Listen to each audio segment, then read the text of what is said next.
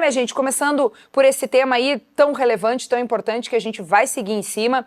E eu trago para vocês a notícia de que a Procuradoria de Justiça Desportiva enviou um ofício ao presidente do Grêmio, o Alberto Guerra, nessa segunda-feira, solicitando que o clube disponibilize com urgência gravações de áudio e vídeo que possam esclarecer a denúncia feita por Carlinhos, do Flamengo, de uma suposta injúria racial. O prazo é de até 5 dias, então aquilo que a gente tanto falou ontem, de que todas as imagens vão ser vasculhadas, né?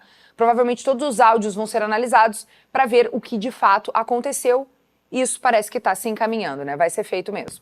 E é importante que se faça. Ontem, nessa entrevista, essa informação, na entrevista do diretor jurídico, do Dr. Luiz Paulo Germano, nós falamos bastante sobre isso. Aí ele deu todo o caminho, né? Até uma longa entrevista.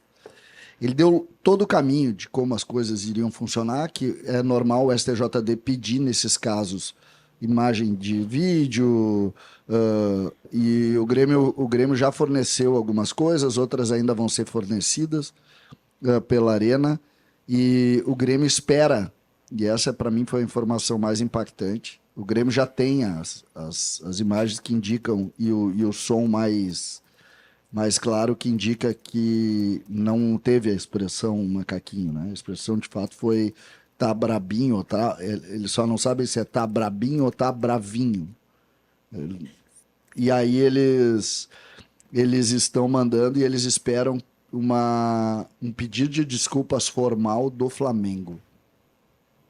O Grêmio espera. Inclusive eu achei o diretor jurídico do Grêmio muito incomodado, justamente dizendo o seguinte: o Grêmio não vai aceitar as agressões que recebeu nas redes sociais do jeito que recebeu.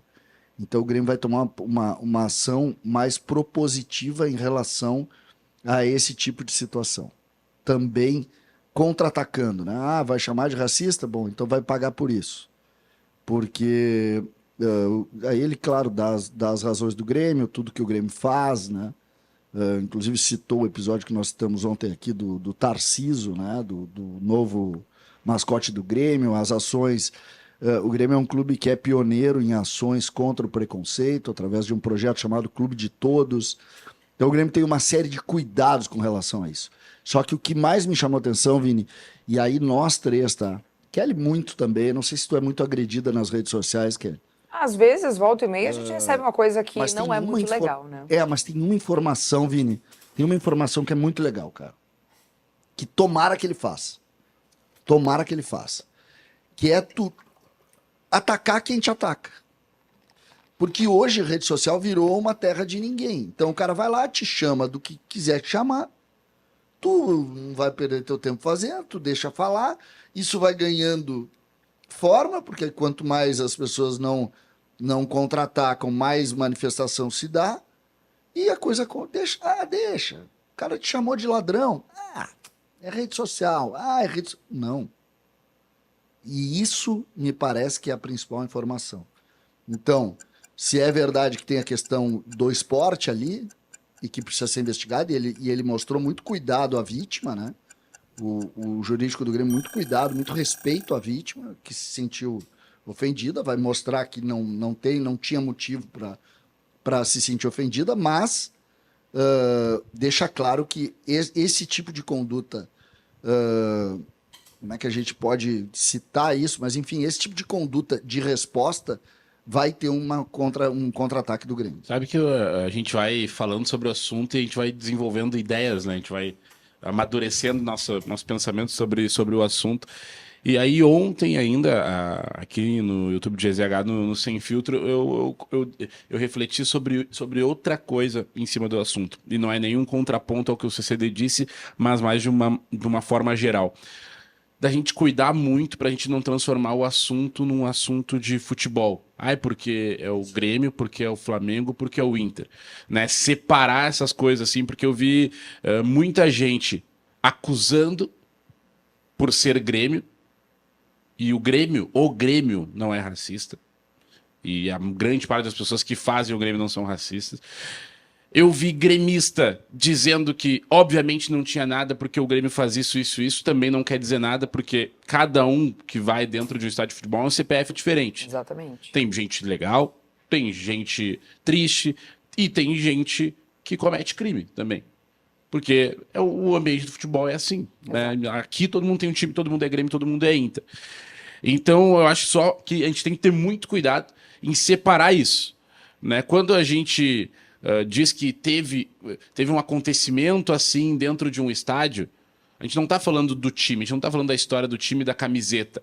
Né? Então tem que ter muito cuidado ao tentar minimizar esse tipo de atitude porque foi dentro do próprio estádio. Isso. E assim, insisto, para mim, no vídeo, tá brabinho. E aí, como o CCD disse, mas tem que ter aquele cuidado e aquela sensibilidade com o jogador que disse que viu algo.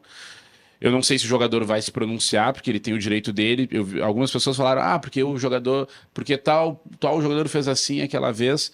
Não quer dizer, porque cada vítima se comporta de um jeito, né? Eu não sei como está o particular do jogador nesse momento, mas com a posição que ele ocupa, seria muito importante que ele esclarecesse isso, que ele buscasse esclarecer isso.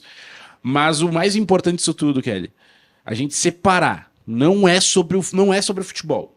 Isso é sobre vida, entendeu? Se aconteceu, não tem que... Não é o Grêmio se aconteceu. Se não aconteceu, também não é o Grêmio. É a pessoa.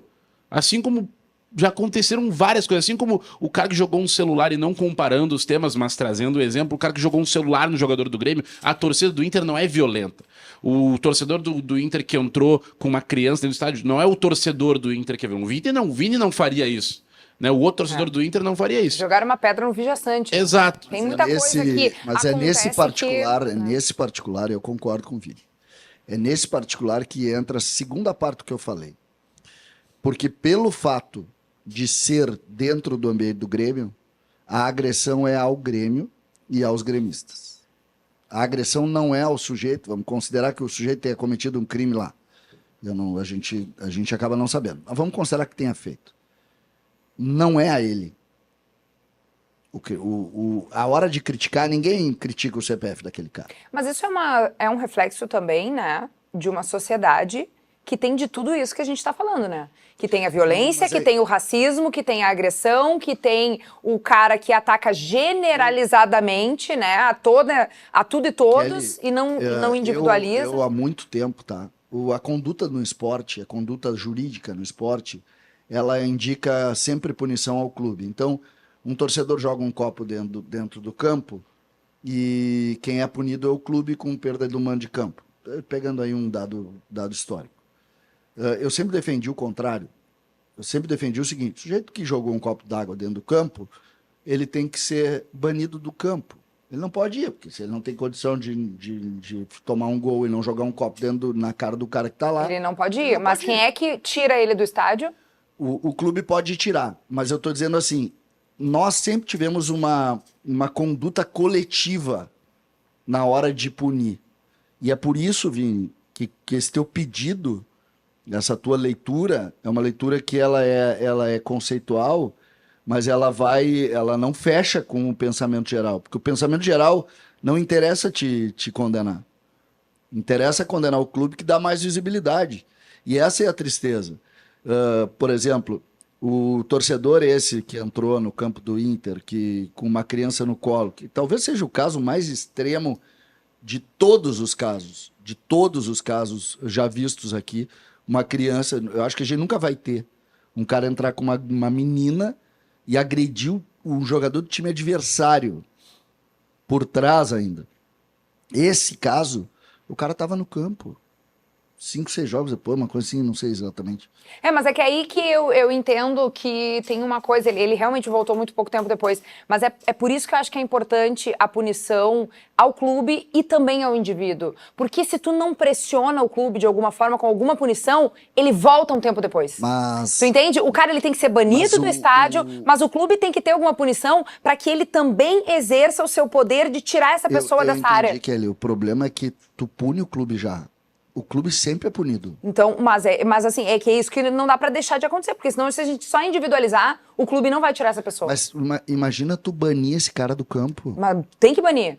Tem que banir. Mas aí, no quarto cara que for banido, não tem mais água dentro do Mas campo. aí a gente não pode ter essas pessoas dentro do estádio. Se é uma pessoa que comete crime como racismo, essa pessoa ela não pode estar no estádio. Mas ela não pode estar no Ela não pode estar ela vai ser presa se for o caso, né? o crime de Dependendo racismo, ela não do pode estar crime. na sociedade. Mas então ela não pode. Ela tem que, né, Só cumprir o que criminalmente ela tem que ser responsabilizada. Eu acho que o Grêmio hoje é um clube que muitas vezes é atacado por isso, exatamente por essa conduta esportiva de punir o coletivo.